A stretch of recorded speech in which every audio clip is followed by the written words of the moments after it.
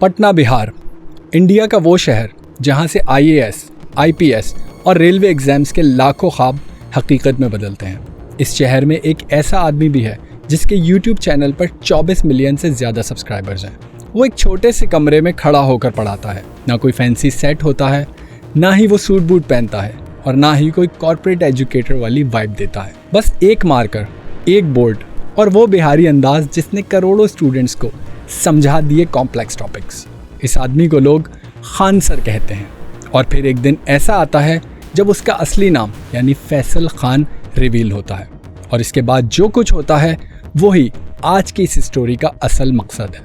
Think today के इस vlog में आइए जानते हैं खान सर की कहानी। फैसल खान यानी खान सर उत्तर प्रदेश देवरिया में पैदा हुआ।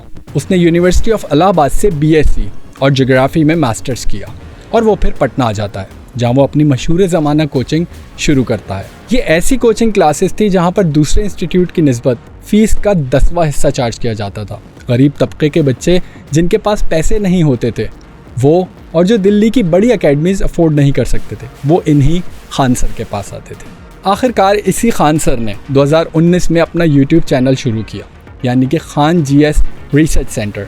और कोविड के दौरान जब पूरी दुनिया घरों में बंद थी, इस YouTube चैनल पर लाखों स्टूडेंट्स ने इनरोल किया जिनकी ज़िंदगियां बन गई। और फिर वो वीडियो आई जो सोशल मीडिया पर वायरल हो गई और सारा का सारा खेल पलट कर रह गया। तो ये बात है 2021 की। इस वीडियो में खान सर ने फ्रांस पाकिस्तान टेंशन्स पर बात की थी, जिसको लेकर खान सर पर काफ़ी ज़्यादा बैकलैश आया।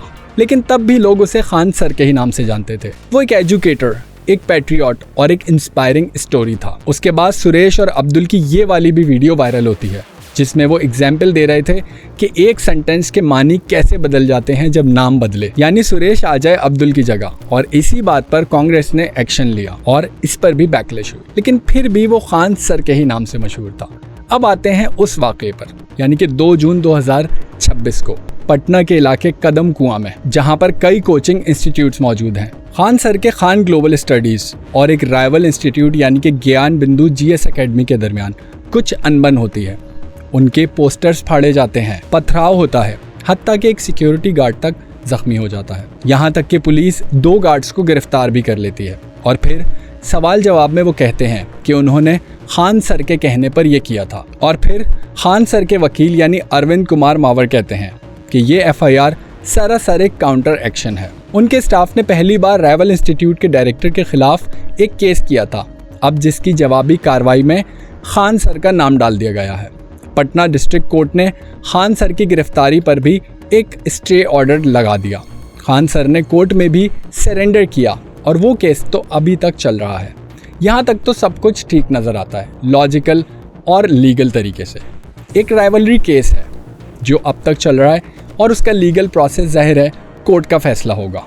लेकिन अब आते हैं उस तरफ जो कि इस स्टोरी का असल मकसद है, यानी कि जब ये FIR दर्ज हुई तो मीडिया ने पहली बार बाकायदा तौर पर खान सर को फैसल खान के नाम से लिखना शुरू किया। और जैसे ही उसका ये असल नाम सामने आया और फिर सोशल मीडिया पे वो हुआ जो पूरी दुनिया के साथ साथ पाकिस्तान ने भी अच्छे से नोटिस किया।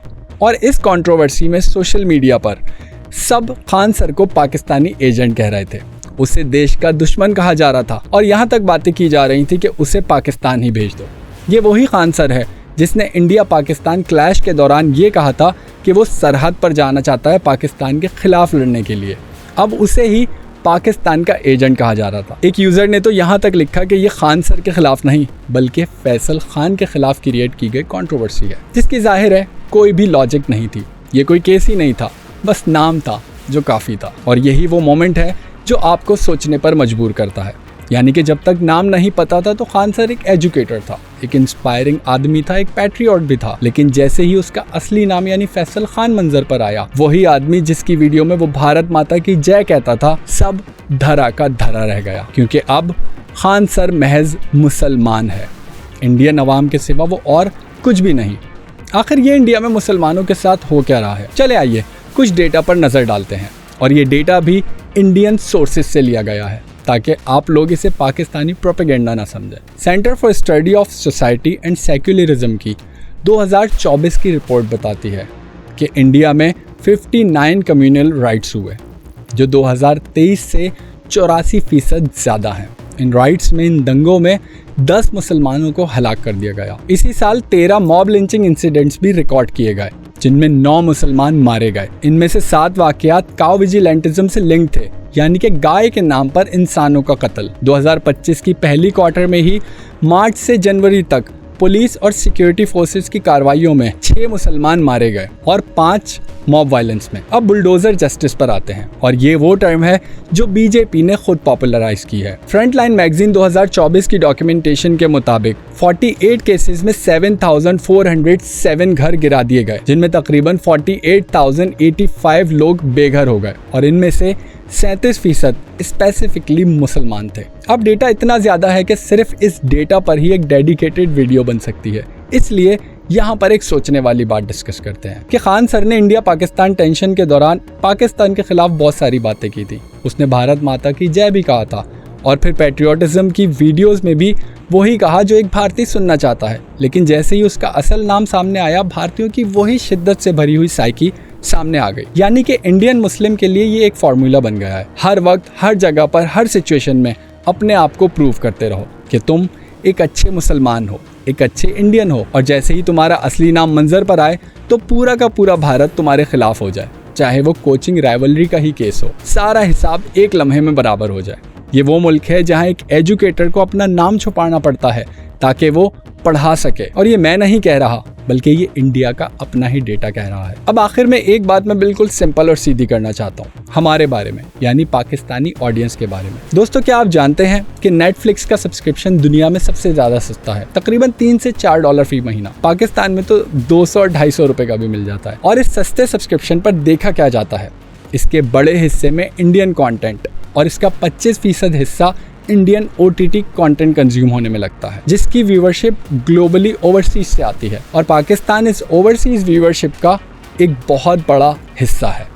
हम वो ड्रामास देखते हैं जो इसी मुल्क से आते हैं, जहां एक एजुकेटर को फैसल खान होने की वजह से पाकिस्तानी एजेंट कहा जाता है। हम वो म्यूज़िक सुनते हैं, वो फिल्म्स देखते हैं, और उन स्टार्स को फॉलो करते हैं जिनका ताल्लुक भी इसी मुल्क से है, जहाँ मुसलमानों के खिलाफ कम्यूनल राइट्स 84% तक बढ़ चुके हैं, वो भी सिर्फ 2024 में। अब ये कोई जजमेंट नहीं है, बल्कि ये एक सवाल है कि क्या हमें इस बारे में सोचना चाहिए कि हम जाने अनजाने किस इकोनॉमी को सपोर्ट कर रहे हैं। खान सर के केस में तो कोर्ट फैसला करेगी कि वो गिल्टी हैं या नहीं, लेकिन जो चीज़ कोर्ट में नहीं जाएगी वो ये है कि लाखों लोगों ने एक एजुकेटर को पाकिस्तानी एजेंट होने का इल्ज़ाम लगाया। इस पर कोई FIR नहीं होगी, ये कोई अलग से केस नहीं बनेगा, ये बस होता ही रहेगा इसी तरह। क्या आप जानते हैं कि इंडिया के 20 करोड़ मुस्लिम्स उनके मुल्क की, यानी कि भारत की कुल आबादी का 14% हिस्सा है। वो हर रोज ये इक्वेशन प्रूव करते रहते हैं कि हम ठीक हैं, हम लॉयल हैं, हम इस मुल्क के लिए खतरा नहीं है, और फिर भी आदादो शुमार वही रहते हैं। उन पर दंगे ऐसे ही चलते रहते हैं, और हर दंगों में स्पेसिफिकली मुसलमानों को ही रगड़ा जाता है।